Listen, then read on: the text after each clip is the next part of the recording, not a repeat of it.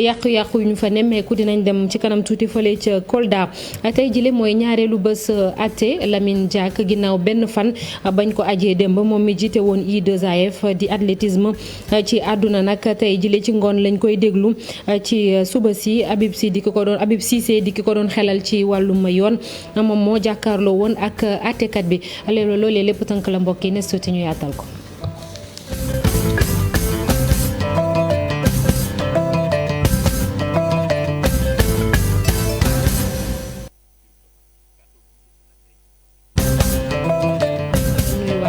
noppi mbas mi ci Sénégal am na yeneen ñaari nit yu faatu tey jile ci àllarba yi kenn ki mi ngi toll ci juróom-ñaar fukki at ka ca des amoon na juróom-ñetti fukki at ak juróom benn ñoom ñaar ñëpp ñu di ay mag kon daanaka tey jile ci xayma am na téeméer ak ñaar fukk ak ñeenti nit yu amee jàngoroy coronavirus boobule fukk ak juróomi transmission communautaire la maanaam dañ leen wàll te xamuñu fan la diggante Ndakaaru Ziguinchor ak Touba ba léegi rek am na fukk ak juróom benn ci ay malade yu sonn loolu nekk Sowétas ñu ne wër nañu tey jëlee juróom-ñaar fukk lañu ak juróom benn dañuy déglu ci loolu lépp docteur Marie Khemesse Ngom Ndiaye moom mooy directrice générale de la santé. junni ak ñaar téeméer ak juróomi test yi nga xamante ne def nañu ko téeméer ak ñaar fukk ak ñaar dellusi nañu ànd ak doomu jàngoro ji ci yooyu téeméer ak juróom-ñeent moom la ñuy wax contact. maanaam mooy yi nga xamante ne suñu service yi bérébu liggéeyukaay yi ñu ngi leen di topp te di leen di saytu fukk ak juróom nag am nañ ko tey ci cas communautaire ñu ngi tëdd ci diwaan yi Mbaaw am na 4 Géejawaay am na 2 Pikine am na 1 Maris am na 1 Yëmbal am na 1 Grand Yoff am na 1 Jëppal am na 1 Yaraax am na 1 yooyu ma lim nag ñoom ñëpp ñu ngi fii ci diwaanu Ndakaaru fële sa Ziguinchor am nañu 1 ca Touba am nañu 2 juróom-ñaar fukk ak juróom-benn am nañ ko tey ci ñi nga xamante ne bi ñu leen saytoo gisatuñ ci ñoom doomu jàngoro ji wër nañu am nañu nag fukk ak juróom-ñetti cas grave mooy ñi nga xamante ne ñu ngi tëdd ci bërëbu Sowétas yi maanaam mooy service réanimation ñeneen malade yi nga xamante ne ñu ngi tëdd hôpital seen yaram mi ngi ànd ak tan. ci ndorteelu mbas mi maanaam weeru mars ba léegi nag gis ngeen ne dafa am ay dogal yu ñu fiy tegoon lu ci mel ni couvre-feu bi jamono jooju 20h la woon ba 6h du matin waaye semaine bale weesu la njiitu réew mi jël dogal ni dañ koy yéegalaat ba mu dem ba 23h daanaka mu di lu ay chauffeuru taxi clando yu bëri di rafetlu ndax lu ci bëri ca ñoom nekk ca Kër Massar guddi gi la ñuy faral di liggéey lu ni melit la ñu nemmeeku ci yenn ci ay tailleur ndax seenu activité daanaka dafa wàññeeku woon lu baax a baax rawatina lañ ca mën a jëlee. Reportage Fat Bintou Conté Thierno Laurent Mendy.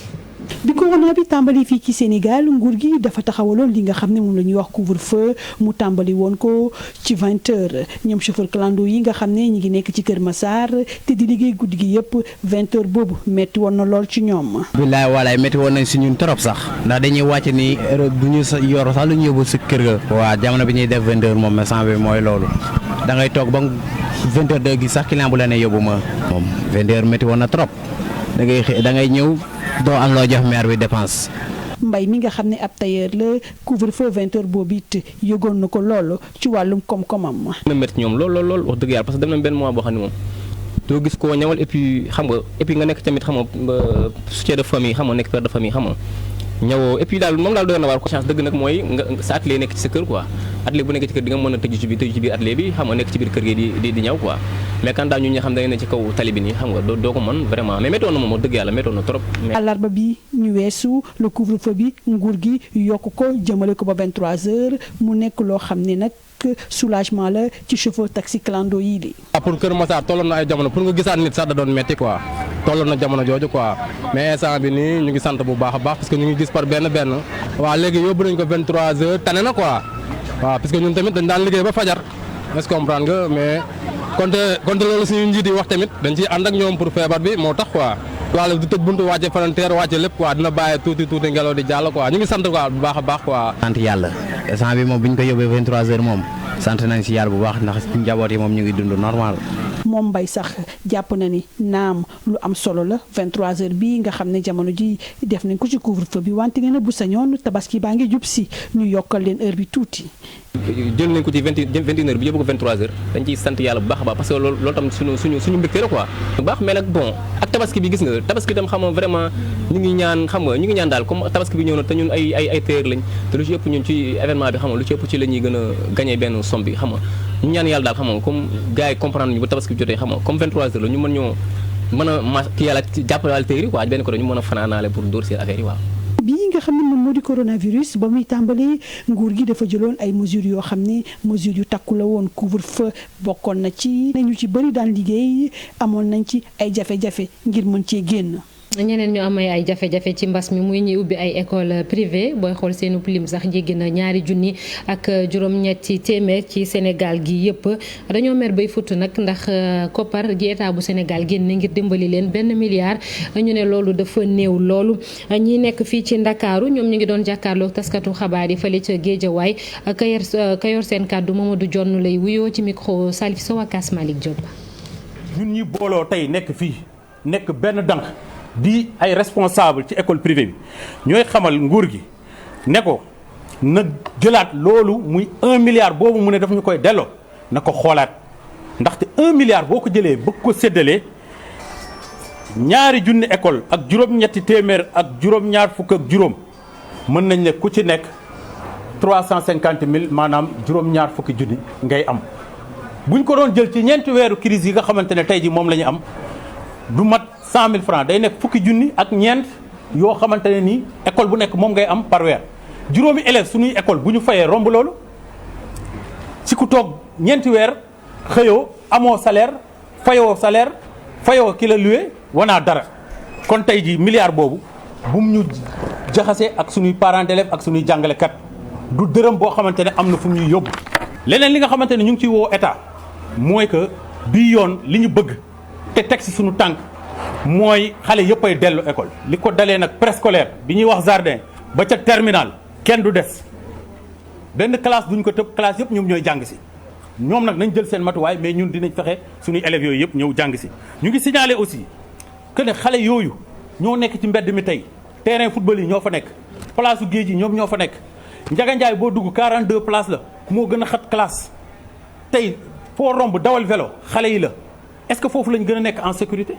beneen ndimbal muy ci wàllub dundu Jurbel moom daanaka door na foofule ci askan wi seen yoxoo jotul seenub gannaaw te ci mbas mile ñoo am ay jafe-jafe ngir dundu commune boobule di Tooki-Gaar moom la ñu tànn nag ngir cérémonie lancement bi maanaam dooree ndimbal bi foofule mi ngi amee ci teewaayu préfet bu département bu Jurbel reportage Babacar Diouf Ndongo Ndiaye. bég mi lañu mën a gis ci li nga xamante ni mooy kanamu ñi nga xam ne ñooy askan wi yeewoo Tooki-Gaar ci diwaanu Diourbel ñoom tàmbali nañu jot dund gi ñu leen nguur gi digoon. baax a baax ndax njaay ni moom jooy nañu ba tey yaakaar ne du am waaw lii de xanaa dinañu mën a yor 2 weer. ci commune bi nga xam ne lu ëpp juróom fukki village ñu ngi fi askan wi dinañ leen jox dund gi nga xamante ni moom lañ leen fi indil ki ko xamle di Abdou Diagne ji maire bi. ak 2 fukk ak juróom-ñett ak ñetti barigo ci ceeb bi toll ci junniy paquetu saabu. ak 2 téeméer ak juróom-ñett fukk ak ñett ak itam fukki junniy bidon diwlin ak 2 téeméer ak juróom-ñett fukk ak ñett yu 10 litres ak itam junniy kilo maanaam kenn ku ci nekk di nga jot itam junniy nit ak 2 téeméer ak juróom-ñett fukk ak ñett kenn ku nekk di nga jot lu toll ci fukki kilo yi pat. yeneen commune yu département bu Diourbel naam commencé guñu wante seen wàll mu ngi fi nga xamante ni moo di Diourbel la ñu préfet bi xamal Ibrahima Fall. département de Diourbel nag jot wàllam bi yëpp mi ngi Diourbel waaye yemuñ ci loolu sax ndax te commencé woon nañ ba di ko yóbbu ci yeneen communes yi li mel ni département de Diourbel rek am na 4 communes yoo xam ne jot nañ seen quota de manière globale. askan wi nga xam ne ñoom ñoo nar a jot ci dund bi nag dinañ mën a tàmbali nawet bi nga xamante ni moo di ñëw ci jàmm ak salaam. am na ay sénégalais yoo xamante ni Italie la ñu dëkk waaye dañoo ñëwoon fii Sénégal ñu tàggatémbe nag ndax mbas mi benn vol jógeetu fi waaye tàmbali nañoo dellu mu di loo xamante ni daal lu baax la ndax ñu ci bëri ca ñoom ña leen di liggéeyal ñi ñuy liggéeyal kon boog mu di seen i njaatige ñu ngi leen di woo boobu ba léegi bu ñu demee nag ba egg foofu ca Italie sénégalais yi càng foofule ñoom tam mën nañoo jël volu Air Sénégal boobule ngir mën a ñibbisi Ousseynou Thiam ak Ahmadou Bamba Samb dem nañu daje ak ñoom.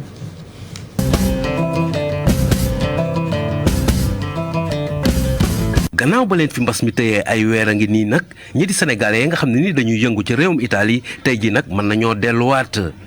mu doon nag ñoo xam ne ñii ñu ëpp ci ñoom ay binationaux lañ ak ay résidents italiens di rafetlu nag voyage boobu nga xam ne bii état moom moo ko organisé jaarale ko ci ministère des affaires étrangères et des sénégalais de l'extérieur. Bon, depuis jour Gamou Tivaouane laa ñëw Sénégal booba ñëw affaire mbas mi ñëw mu bloqué ma. Bon, ça fait 7 mois maa ngi Sénégal ba tey la yàlla su ko tudd. Parce que ça fait plus de 2 mois sama patron mi ngi may sollicité pour ma dellu saat pour ma ñëw mais mu amoon fu ma jaar. tey daal bon ça fait 2 fois ñuy renvoyé dem bi le 5 laa waroon dem ba tey nii may yàlla tey la yàlla soog a dugal daal sama dellu Italie. parce que man maa ngi ñëwoon depuis le 5 février waroon na rentrer le 2 mai mais toogaat naa fi au moins pour mën a dem. pour man yaakaar naa mois d'août laa war a dellu mais après la dégg ñu ne da am ay vol spécial yi war a yóbbu immigré yi en même temps dañuy jëlaale sénégalais yi nekk Italie war a ñëw vraiment content naa trop parce que toog Sénégal moom vraiment comme vacances 3 mois la amoon ñu téye ma toog fa 4 mois damay dem ba bu yàgg. doon nag voyage boo xam ne bi dañ koy amal ci aller ak retour ak rapatriement sénégalais yi nga xam ne bii ña nga bloqué yow ci réewum Italie ci kàddu yi lii di secrétariat d'état des sénégalais de l'extérieur. te gis ngeen ne nag. muy Italie muy Europe mën naa wax sax ne liggéey bi tàmbali na fii ci biir Sénégal aussi moo tax décision bi ñu jëloon aussi ngeen xam ne effectivement liggéey bi moom il faut mu recommencer.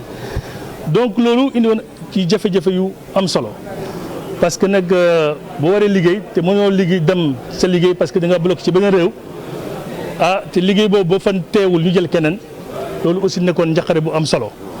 moo tax njiitu réew mi muy président Macky Sall. mu instruire gouvernement am muy suñu ministre Amadou Ba ak waa Air Sénégal pour ñu mën a organiser benn rapatriement spécial rapatriement boobu nag teel a commencé teel a tàmbali mais pour Italie rek am na 6 vols yoo xam ne dañ ko programmé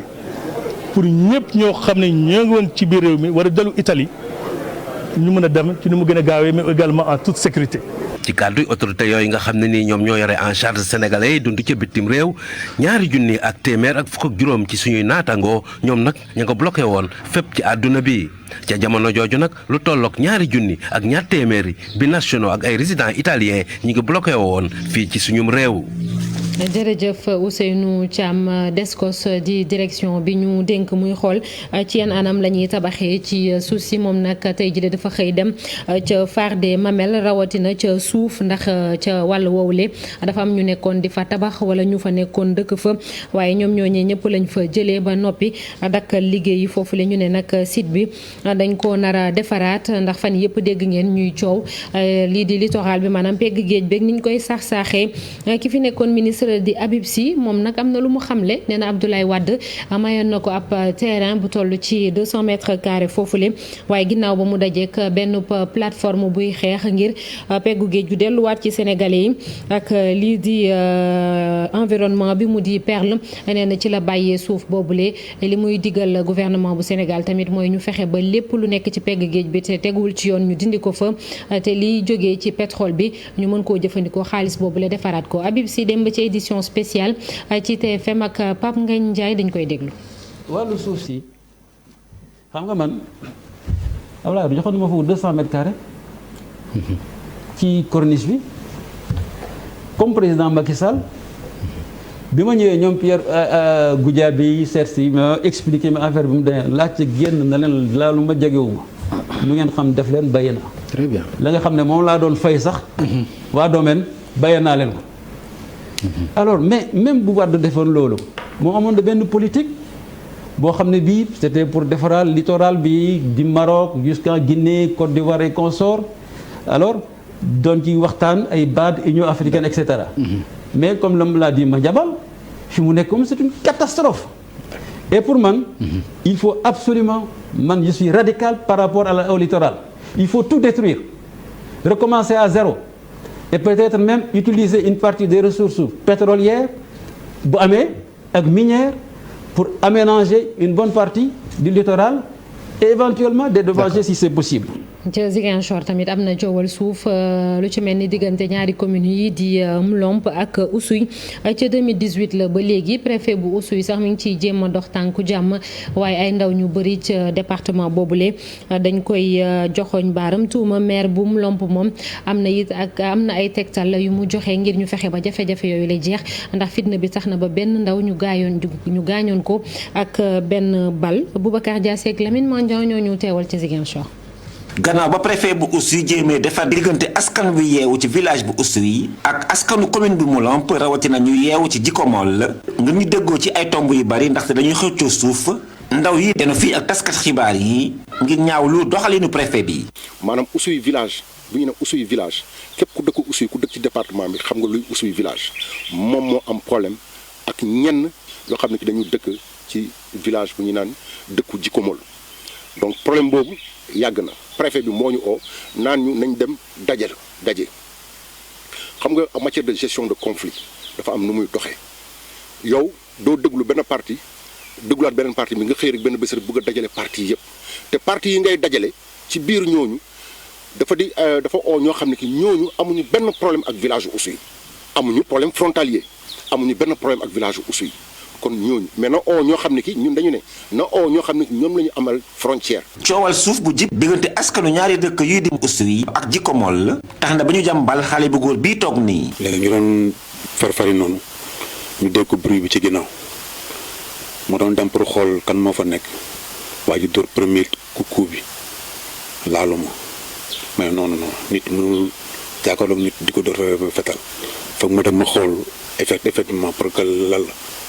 li ma génnee rek jàkkaarloog moom tey ma à peine ay 5 à 10 mètres yooyu waa ji dóoraat encore deuxième coup bi c'est la mu laalee ci jënd maire bu commune bi Mlomp jënd fii ak taskat xibaar yi te wax li mu yaakaar ni mooy régler problème bi. nous avons proposé effectivement des solutions. wax nañu yan jéego la ne ku ne war a teg ngir mën a régler jafe-jafe ji nekk ci diggante ñaari communes yi. ne nañu daal na nguur gi ñëw def nataalu barab ba te laaj askan su ne depuis kañ la fi nekk ak li mu fa doon def. depuis combien d'années ils sont là. ñu jàpp ni coowal suuf si mu ngi jib depuis 2018. ñu dem ci Kaolack ak amical bi ëmb les amis du port de Kaolack ñoom nag li ñuy ñaawlu mooy liggéey yi nga xam ne dafa yéex foofu ca port ba ngir fexe ba yenn ci bateau yi mën a egsi foofule. ñu ne it am na beneen mbir bu leen naqari pont bu Foundiougne ni ñu koy tabaxee dafa suufee loolu ba dina tax ba yenn ci bateau yi du ñu mën a egsi ca port bu Kaolack te loolee dina am ay njeexital ci wàllum koom-koom ga foofule reportage Ibrahima Diame Fally Gueye. depuis presque lu weesu at bateau yi ñu ne ñoom ñoo war a wàqi pooru Kaolack ñu ngi fi ñu leen garé demuñu dikkuñu liggéeyuñu mbootaay bi ñuy duppee nag les amis du port de Kaolack nag di laaj lan mooy njëriñu bateau yi lee. gis nga barge yi dafa mel ni dañ ko indi woon parce que nag fii la nit ñi ëppee pour wane ko mais buñ ko wanee ba pare bu ñuy commencé liggéey dañuy dellu sa commencement ba. beneen préoccupation bi ñu sulli moo di pont Foundiougne ñu gis ne nag ak niñ koy liggéeyee nii du def dara lu dul rëy pooru Kaolack naxasal économie maritime bi ndax benn bateau dootu fi mën a yegsi. parce que pont boo xam ne da nga ko defar boo xam ne gaal gu ndaw sax du ci mën a jàll ci suuf boo ko defee ne damay indi gaal Kaolack bu boobaa da nga bëgg a nax waa Kaolack loolu nag ñun suñu rôle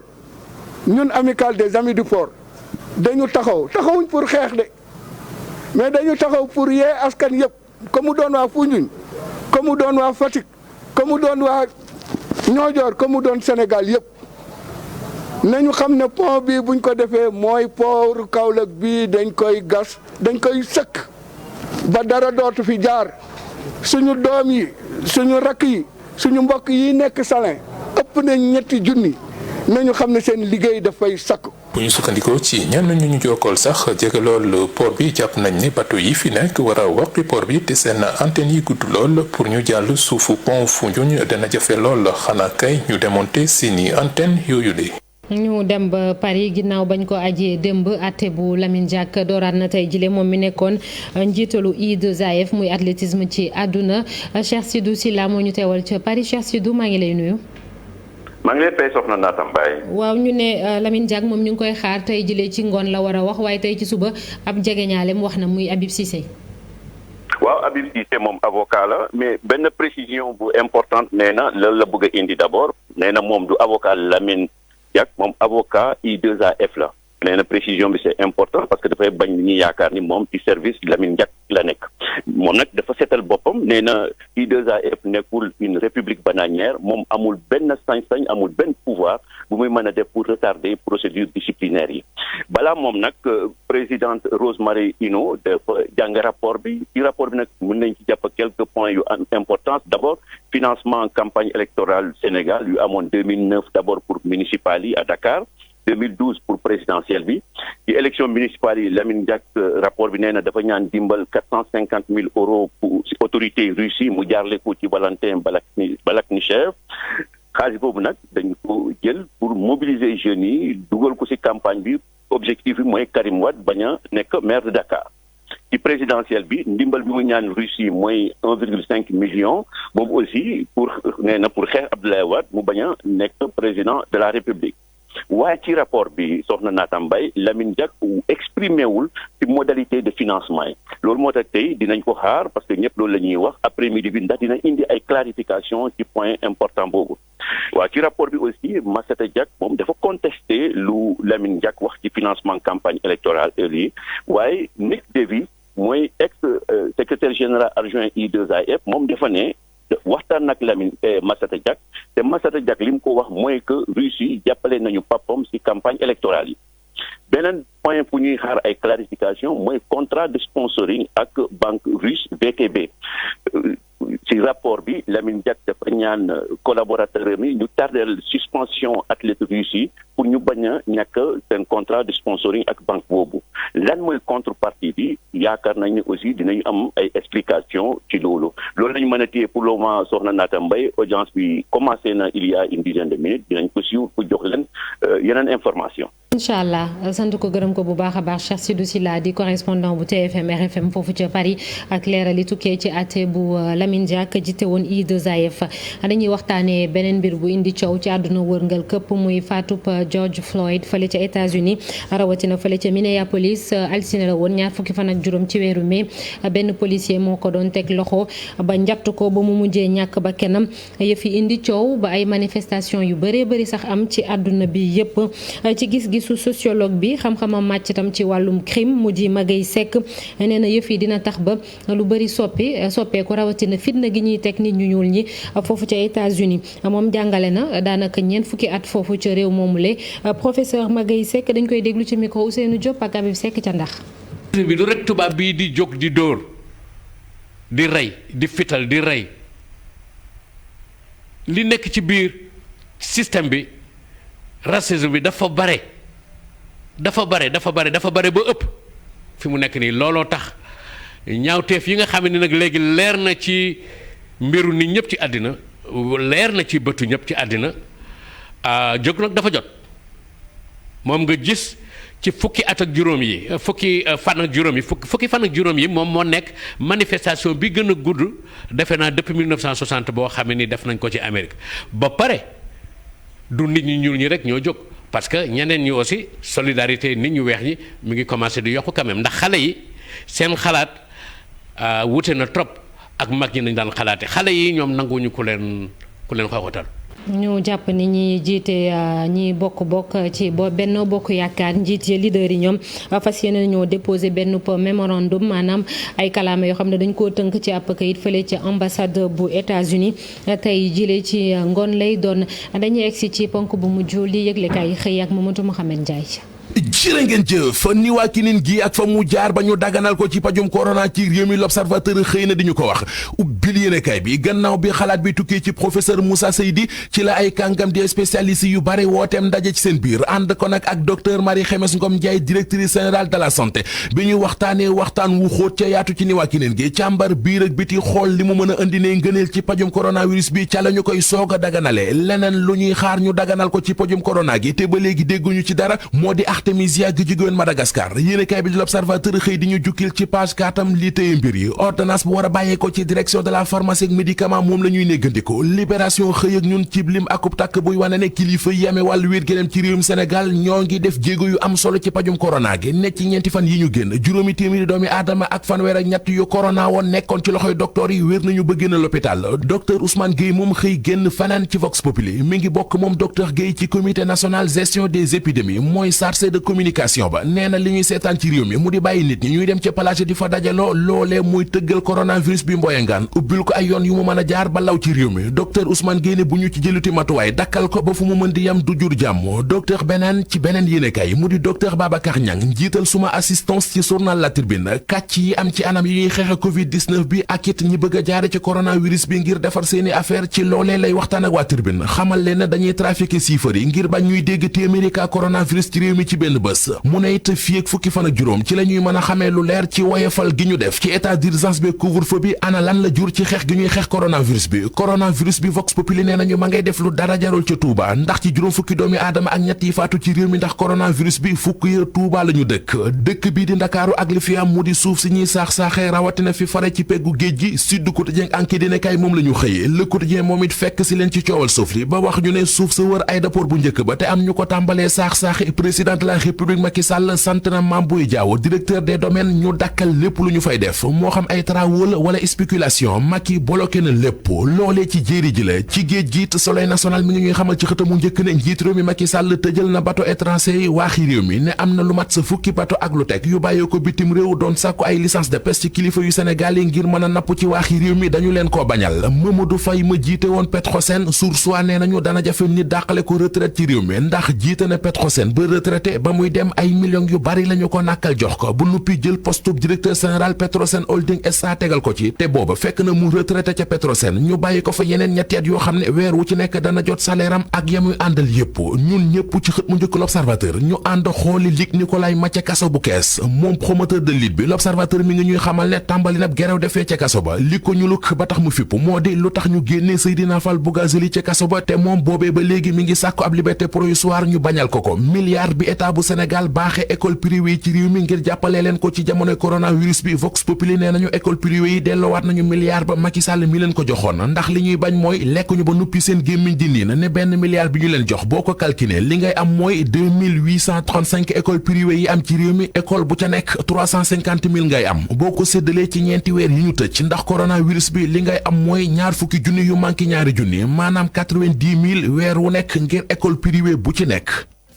sant ko gërëm ko Mamadou Mohamed Ndiaye ak yéen ñi àndoon ak ñun moo xam Sénégal ngeen nekk wala biti réew yeneen xibaar 19h30 incha allah di leen ñaanal ngeen yendoo ak jàmm.